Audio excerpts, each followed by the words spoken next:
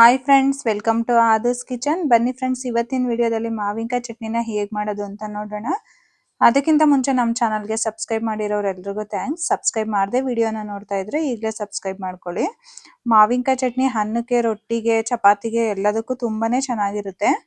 ನೀವು ಒಂದ್ಸಲ ಮಿಸ್ ಮಾಡದೆ ಟ್ರೈ ಮಾಡಿ. ಈಗ ಮಾವಿನಕಾಯಿ ಸೀಸನ್ ಆಗಿರೋದ್ರಿಂದ ಈಗ ಹೇಗೆ ಮಾಡೋದು ಅಂತ ನೋಡೋಣ. ನಾನಿಲ್ಲಿ 2 ಮಾವಿನಕಾಯಿನ ತಗೊಂಡಿದ್ದೀನಿ. 6ರಿಂದ 7 ಬ್ಯಾಡಗಿ ಮೆಣಸಿನಕಾಯಿ ಮತ್ತೆ ಗುಂಟೂರು ತಗೊಂಡಿದ್ದೀನಿ. 1 ಸ್ಪೂನ್ ಅಷ್ಟು ಉದ್ದಿನಬೇಳೆ, 1 ಸ್ಪೂನ್ ಅಷ್ಟು ಕಡಲೆಬೇಳೆ, ಅರ್ಧ ಸ್ಪೂನ್ ಅಷ್ಟು ಜೀರಿಗೆ, ಅರ್ಧ ಸ್ಪೂನ್ ಅಷ್ಟು ಧನಿಯಾ ಬೀಜ, 1/4 ಟೀ ಸ್ಪೂನ್ ಅಷ್ಟು ಮೆಂತ್ಯ, ಸ್ವಲ್ಪ ಕೊತ್ತಂಬರಿ ಸೊಪ್ಪು, ಸ್ವಲ್ಪ ಕರ್ಬೇವಿನ ಸೊಪ್ಪು, 4ರಿಂದ 5 ಎಸಳು ಬೆಳ್ಳುಳ್ಳಿನ ತಗೊಂಡಿದ್ದೀನಿ. ಮೊದಲಿಗೆ ಒಂದು ಬಾಣಲಿನ ತಗೊಂಡಿದ್ದೀನಿ ಚಿಕ್ಕದು. 1 ಸ್ಪೂನ್ ಅಷ್ಟು ಎಣ್ಣೆನ ಹಾಕೊತಾ ಇದ್ದೀನಿ. ಎಣ್ಣೆ ಸ್ವಲ್ಪ ಬಿಸಿ ಆದ್ಮೇಲೆ ನಾನಿಲ್ಲಿ ಮೆಣಸಿನ್ಕಾಯಿನ ಹಾಕೊತಾ ಇದ್ದೀನಿ. ನೋಡಿ, 5 ಬ್ಯಾಡಗಿ ಮೆಣಸಿನ್ಕಾಯಿ ಹಾಕೊಂಡಿದ್ದೀನಿ, 4 ಗುಂಟೂರು ಮೆಣಸಿನ್ಕಾಯಿನ ಹಾಕೊತಾ ಇದ್ದೀನಿ. ನಿಮಗೆ ಖಾರ ಇನ್ನು ಸ್ವಲ್ಪ ಬೇಕು ಅಂದರೆ ಗುಂಟೂರು ಮೆಣಸಿನ್ಕಾಯಿನ ಇನ್ನೊಂದು 2-3 ಎಕ್ಸ್ಟ್ರಾ ಹಾಕೋಬಹುದು. ಇದನ್ನ ಮೀಡಿಯಂ ಫ್ಲೇಮಲ್ಲಿ ಇಟ್ಕೊಂಡೇನೆ ಚೆನ್ನಾಗಿ ಫ್ರೈ ಮಾಡ್ಕೊಳ್ಳಿ ಮೆಣಸಿನ್ಕಾಯಿನ. ನೋಡಿ, ಇಷ್ಟು ಫ್ರೈ ಆದರೆ ಸಾಕು. ಈಗ ಮೆಣಸಿನ್ಕಾಯಿನ ಡೈರೆಕ್ಟ್ ನಾನು ಮಿಕ್ಸಿ ಜಾರಿಗೆನೆ ಹಾಕೊತಾ ಇದ್ದೀನಿ.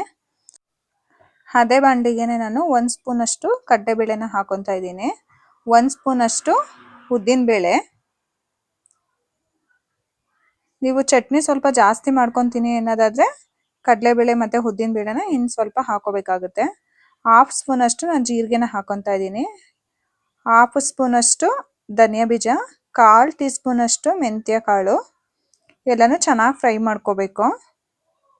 ಮೀಡಿಯಂ ಫ್ಲೇಮಲ್ಲಿ ಇಟ್ಕೊಂಡೇ ಫ್ರೈ ಮಾಡ್ಕೊಳ್ಳಿ. 4 ಎಸಳು ಬೆಳ್ಳುಳ್ಳಿನ ತಗೊಂಡಿದ್ದೀನಿ, ಸ್ವಲ್ಪ ಕರ್ಬೇವಿನ ಸೊಪ್ಪು.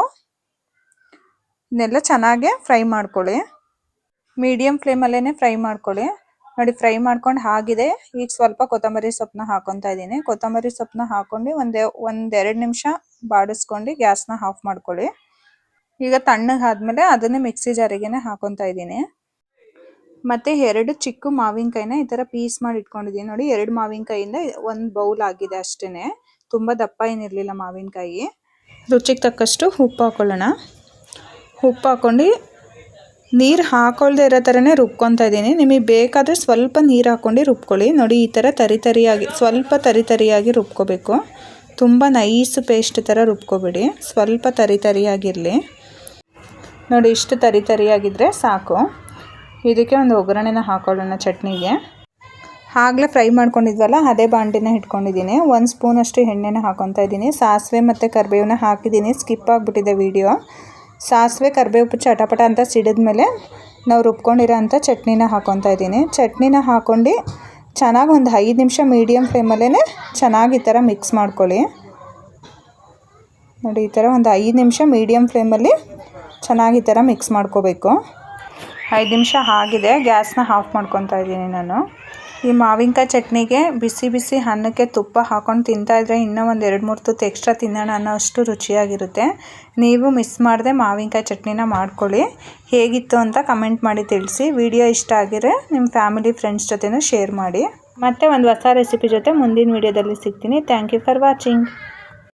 ಈ ವಿಡಿಯೋ ನಿಮಗೆ ಇಷ್ಟ ಆಗಿದ್ರೆ ಲೈಕ್ ಮಾಡಿ, ಶೇರ್ ಮಾಡಿ, ಸಬ್ಸ್ಕ್ರೈಬ್ ಮಾಡಿ, ಮತ್ತೆ ಬೆಲ್ ಹೊಡೆಯೋದನ್ನ ಮರಿಬೇಡಿ.